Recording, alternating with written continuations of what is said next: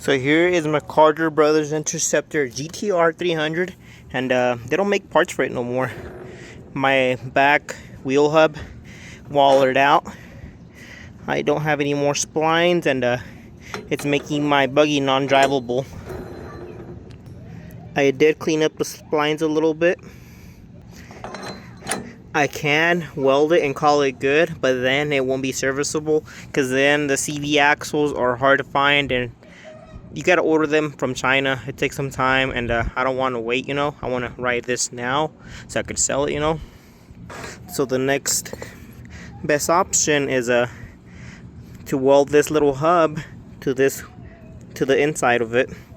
So you'll have to take the sprocket to a machine shop, have the teeth cut out, because this fits perfectly. I mean, tolerance is a little tight, which is perfect, so I'll leave it as is.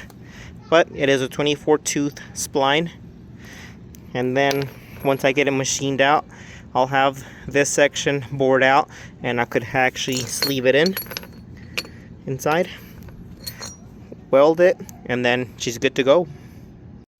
Here is the rear hub all bored out, and here is the sprocket machined. It did get knurled because there was some complications, but it's still going to work. I just have to weld it in. The spline coupler fits perfectly on the hub now. I just have to line it up and weld it up and get it squared up.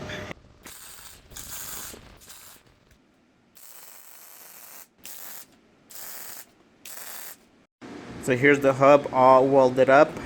It ain't perfect, but it's gonna hold and it will do its job.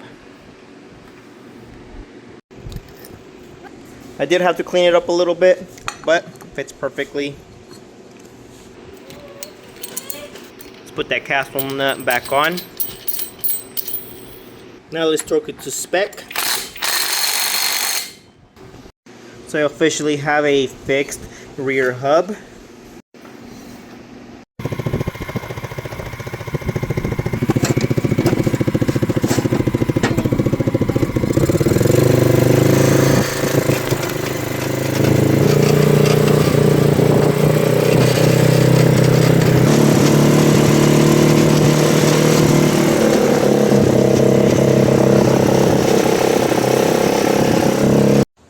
Well, this buggy's officially running. Picked it up non-running, but I still have to work on the front brakes, do my seat belts, do the odds and ends on this guy on the back end, like the CV axles.